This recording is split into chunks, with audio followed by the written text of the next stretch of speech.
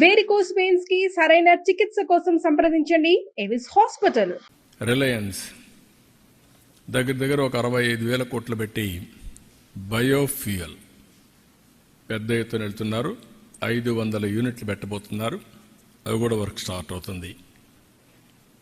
ఇవన్నీ మనం చూసినప్పుడు టార్గెట్ 10 లక్షల కోట్ల రూపాయలు ఒక్క green energy, green hydrogen, downstream ఇండస్ట్రీస్కి వెళ్తున్నాం.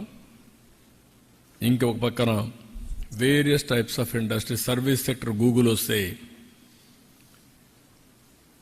మనకదొక మేజర్ బ్రేక్ త్రూ అవుతుంది. మొన్న కూడా గూగుల్ హెడ్ వచ్చాడు, కురియన్ వచ్చాడు, వాళ్ళ ఫైనాన్స్ది, ఆయనతో కూడా మాట్లాడాం. అది వస్తే ఆల్మోస్ట్ ఆల్ రెడీ అయింది. వాళ్ళకి చిన్న ప్రాబ్లమ్స్ ఉంటాయి, అవన్నీ కూడా క్లియర్ చేసాం. అమెరికన్ సైడ్ ట్యాక్సేషన్ ప్రాబ్లమ్స్ ఉన్నాయి, కూడా వర్కౌట్ చేస్తున్నారు. అది కూడా కంప్లీట్ అయిపోతే ఆ ప్రాజెక్ట్ వస్తే గేమ్ చేంజర్. అది విశాఖపట్నంలో ఐటీ ఒక రెవల్యూషన్, ఒక బూమ్ వస్తుంది. ఇప్పటికే మీరు చూస్తే TCS they agreed to start in Visakhapatnam. 10,000 సీట్స్తో ఐటీని ప్రమోట్ చేస్తున్నారు. ఉండే ఎగ్జిస్టింగ్ ఇన్ఫ్రాస్ట్రక్చర్ ఉపయోగించుకొని ఒక 2,500 మందికి ఇవి ఎంప్లాయ్మెంట్ క్రియేట్ చేసే పరిస్థితికి వచ్చారు. ఈ విధంగా మొత్తం మనం చూసినప్పుడు నేను నిన్న వీళ్ళందరితో మాట్లాడిన తర్వాత వేరియస్ అన్నీ కూడా ఒకసారి రివ్యూ చేసుకున్న వాళ్ళతో, అవన్నీ కూడా ఎక్కడికెక్కడ స్టార్ట్ చేశారు. ఇవన్నీ ఇప్పుడు ఉదాహరణకు కొన్ని కంపెనీస్ ఉన్నాయి. ఇప్పుడు టాటాస్ ఉన్నారు. 200 రూములు ఎస్టాబ్లిష్ చేయడానికి ప్లేసెస్ కూడా ఐడెంటిఫై చేశారు, టూరిజాన్ని ప్రమోట్ చేయడానికి. భవిష్యత్ అంతా టూరిజంది. టూరిజం బాగా రావాలంటే హాస్పిటాలిటీ సెక్టర్ కానీ, ట్రాన్స్పోర్టేషన్ కానీ, ఇక్కడ లా అండ్ ఆర్డర్ కానీ, ప్లేసెస్ కానీ మనం బెస్ట్ ప్లేసెస్ క్రియేట్ చేయాలి. దీనికి రూములు ఉండాలి. అందుకే ఒక టార్గెట్ కింద పెట్టుకుని, ఒకప్పుడు హైదరాబాద్లో రూములు లేకపోతే చాలా అవస్థపడ్డాం. ఒకే 2-3 హోటల్సే ఉండేటివి. ఇప్పుడు చూస్తే నెంబర్ ఆఫ్ హోటల్స్ వచ్చాయి, నెంబర్ ఆఫ్ హాస్పిటల్స్ వచ్చాయి, నెంబర్ ఆఫ్ షాపింగ్ మాల్స్ వచ్చాయి, నెంబర్ ఆఫ్ ఎడ్యుకేషన్ ఇన్స్టిట్యూషన్స్ వచ్చాయి. అన్నీ ఒక హబ్గా తయారైంది.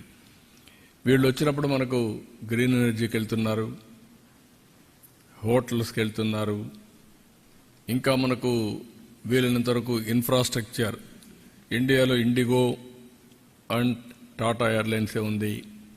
We want develop on airport, we are discussing with them.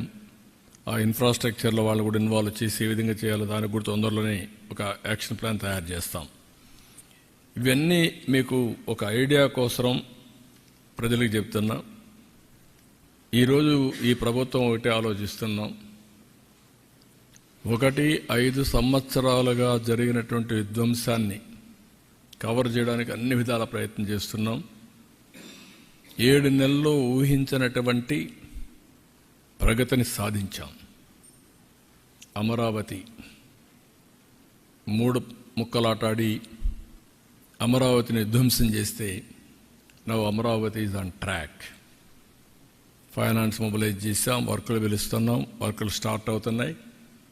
వీలైన తొందరలో అక్కడి నుంచి స్టార్ట్ అవుతుంది. ఇది వన్ ఆఫ్ ది బెస్ట్ సెంటర్గా తయారవుతుంది. అటు ఎడ్యుకేషన్ కావచ్చు, లేకుంటే హాస్పిటల్స్ కావచ్చు, లేకుంటే ఇన్ఫ్రాస్ట్రక్చర్ కావచ్చు, లేకపోతే ఏదైనా కానీ ఒక న్యూ సిటీగా తయారు చేస్తాం.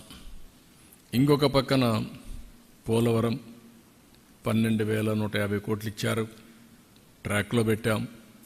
డయాఫామ్ వాల్ పోయింది, దాన్ని కూడా మళ్ళీ రెక్టిఫై చేశాం. ఇప్పుడు మొత్తం ప్యారలల్ డయాఫామ్ వాల్ కట్టే పరిస్థితికి వచ్చాం. ఒక దుర్మార్గమైన కార్యక్రమంతో now we are building parallel diaphragm wall. 360 కోట్లతో 400 కోట్లతో చేసిన డయాఫామ్ వాల్ ఇప్పుడు 1000 కోట్లు అదనంగా పెట్టి చేసే పరిస్థితికి వచ్చాం. టైం 2 ఏళ్లు పోయింది. ఏదైనా ఒక టైం బౌండ్ ప్రోగ్రాం పెట్టుకున్నా 2000 డిసెంబర్ లోపల Polavaram will be completed. Diaphragm wall కూడా స్టార్ట్ చేశాం. ఇంకా అది ట్రాక్ మీద ఎక్కే పరిస్థితి తీసుకొచ్చాం. పెండింగ్లో ఉండే రైల్వే జోన్ క్లియర్ చేశారు, ఫౌండేషన్ వేశారు, వర్క్ స్టార్ట్ అయింది. ఆల్మోస్ట్ ఆల్ కొలాప్స్ అయిపోయినటువంటి BIFR పోయినటువంటి స్టీల్ ప్లాంట్ ఆర్ ప్రైవేటైజేషన్ చేయాల్సిన స్టీల్ ప్లాంట్ 13,000 కోట్ల రూపాయలతో రివైవల్ ప్యాకేజ్ ఇచ్చారు. ఇది అసాధారణమైన విషయం. ఏదైతే ప్రజలు ఆ రోజు చూపించిన ఆదరణ, ఎన్డీఏకి ఇచ్చినటువంటి ఒక విధంగా చెప్పాలంటే ల్యాండ్ స్లైడ్ విక్టరీ, ఈరోజు ఈ ప్రాజెక్ట్ కూడా రివైవ్ చేసే పరిస్థితికి వచ్చాం. దాన్ని ఫోకస్ చేస్తాం. మళ్ళీ విశాఖపట్నం ఆంధ్రుల హక్కు, ఆత్మ గౌరవాన్ని కాపాడే ప్రాజెక్ట్ ఇది. దీన్ని ఏం చేయాలో చేసి ముందుకు తీసుకెళ్తాం. సుమన్ టీవీలో మీ పర్సనల్ అండ్ బిజినెస్ ప్రమోషన్స్ కోసం కింది నెంబర్కి కాంటాక్ట్ చేయండి.